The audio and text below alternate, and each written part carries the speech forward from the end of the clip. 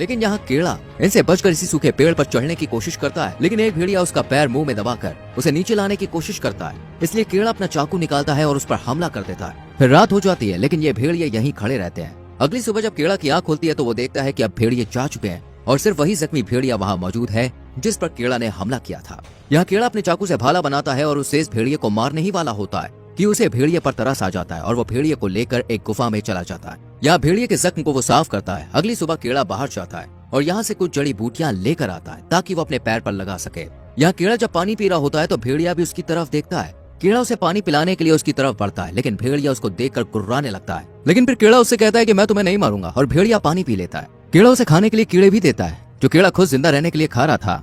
धीरे धीरे दोस्तों इस भेड़िया और कीड़ा के बीच अंडरस्टैंडिंग होने लगती है और क्योंकि दोनों ही जख्मी होते हैं इसलिए कुछ समय के लिए ये लोग इसी गुफा में अपना समय बिताते हैं। रात को कीड़ा अपने हाथ पर बने टैटू और तारों को देखता है और कहता है कि मुझे अपने घर जाना है, मैं अपने घर वालों से मिलना चाहता हूँ। इसलिए अगली सुबह कीड़ा अपने घर के लिए रवाना होता है और इस भेड़िए से कहता है कि सर्दी पड़ने वाली है, तुम भी अपने घर जाओ, और अकेला यहाँ से चला जाता है। लेकिन थोड़ी देर बाद वो देखता है कि ये भेड़िया भी उसके पीछे पीछे आ रहा है। हालांकि कीड़ा इस भेड़िए को बहुत बार जाने के लिए कहता है, लेकिन ये भेड़िया कीड़ा के साथ ही चलता रहता है और जैसे ही इस भेड़िए की नजर इन जंगली सुअरों पर पड़ती है तो ये फौरन ही इनका शिकार करना चालू कर देते हैं। पर उनके हाथ कुछ लगता नहीं है। ये देखकर कीड़ा उसे वही कीड़े खाने के लिए देता है जिनसे वो अपनी भूख शांत करता है। पहली बार भेड़िया भूख में कीड़ा के हाथ से खाता है, यानी अब दोनों अच्छे दोस्त बन चुके हैं। इसके बाद भेड़िया एक खरगोश को मार देता है जिससे ये दोनों अपना पेट भरते हैं और फिर दोनों एक साथ सो जाते हैं। अगली सुबह जब कीड़ा नहीं उठता तो भेड़िया उसका मुंह चाट कर उसे जगाता है। कीड़ा को इस भेड़िए से बहुत ज्यादा बदबू आती है, इसलिए वो नदी में इसे नहाने के लिए फेंक देता है और फिर दोनों खूब मजे से नहाते हैं। इसी बीच भेड़िया एक मछली पकड़ता है ताकि अपना पेट भर सके। इसके बाद कीड़ा अपने घर की तरफ चल देता है।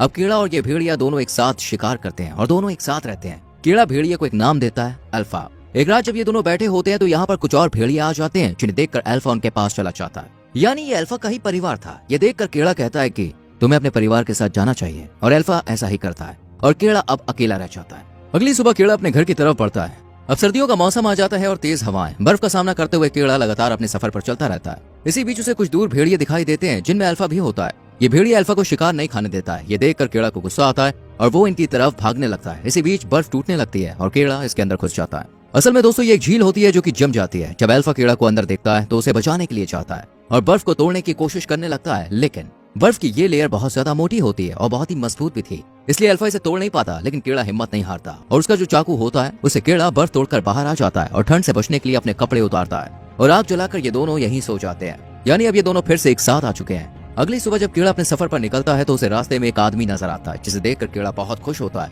पर जब उसके पास जाकर देखता है तो वो आदमी बर्फ से जमा होता है और उसकी मौत भी हो चुकी थी। कीड़ा इस आदमी का धनुष और तीर ले लेता है और आगे चल देता है। रास्ते में दोस्तों ने एक लकड़बग्घे का झुंड मिलता है जो इन पर हमला कर देता है, लेकिन अल्फा और कीड़ा दोनों इनसे बचकर एक गुफा में आ जाते हैं और ये गुफा होती है दोस्तों शेर की।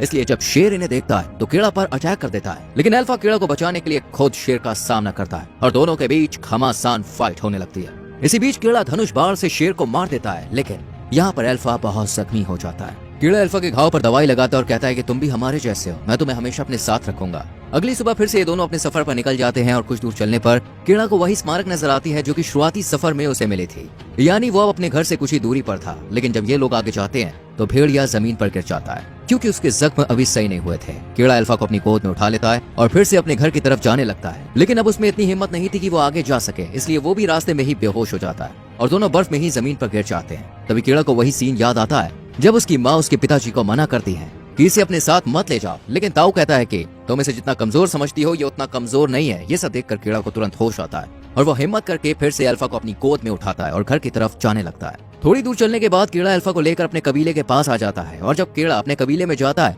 तो सब उसे देखकर बिल्कुल हैरान रह जाते हैं क्योंकि उसकी गोद में एक भेड़िया था, वो भी जिंदा, क्योंकि आज तक तो सभी कबीले में मरा हुआ जानवर लाते थे। कीड़ा को देखकर उसके पिता बहुत खुश होते हैं। कीड़ा अपने माता पिता से बस एक ही बात कहता है कि अल्फा को बचा लीजिए, अल्फा को बचा लीजिए, और फिर वो खुद बेहोश हो जाता है। और जब कीड़ा की आंख खुलती है तो वो अपने आप को घर के अंदर देखता है और पास में अल्फा भी लेटा हुआ होता है जो कि बहुत जख्मी था। इसी बीच एक औरत अल्फा के बच्चे को उठाती है और उसका स्वागत करती है।